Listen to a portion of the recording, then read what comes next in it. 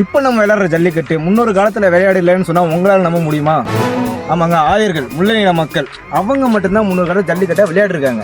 அவங்க எந்த ஊருங்க அப்படின்னு கேட்டிங்கன்னா சேலம், சிவகங்கை, விருதுநகர், தூத்துக்குடி, அப்புறம் ஜல்லிக்கட்டுக்கே பேர் போனால் மதுரை. இவங்க மட்டும்தாங்க ஜல்லிக்கட்டை விளையாடிருக்காங்க. ஜல்லிக்கட்டை திருமணத்தோட தொடர்பு படுத்துனது இவங்க தான். நான் வளர்த்த காலை அடக்கினா தானே என் பொண்ணு அப்படின்னு சொன்னவங்களும் இவங்க தான். ஜல்லிக்கட்டு நடக்கிறதுக்கு முன்னாடி நாளோ இல்லை அன்னைக்கு சாயந்தரமோ குறவை கூத்து அப்படின்ற விழா நடத்துவாங்க. முன்னாடி நாள் நடந்துச்சு அப்படின்னா தன் காதலன் காளையை அடக்கி வெற்றி பெற வேண்டும் அப்படின்னு நினைச்சு பாடுவாங்களா? அன்னைக்கு சாயந்தரம் நடந்ததுன்னா தன்னோட காதலன் வெற்றியை போற்றி பாடுவாங்களாம்.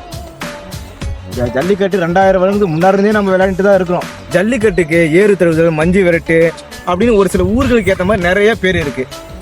ஜல்லிக்கட்டு அப்படின்ற பேர் இப்போ வந்தது. ஆனால் இதுக்கு முன்னாடி சல்லிக்கட்டு அப்படின்றதாங்க அதோட பேர்.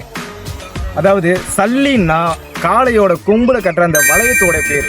அதாவது சல்லி காசுல அந்த கொம்புல வந்து கட்டி விடுறதான் சல்லிக்கட்டுன்னு சொன்னாங்களாம். சல்லிக்கட்டு காலப்போக்கில் ஜல்லிக்கட்டா மாறிடுச்சு.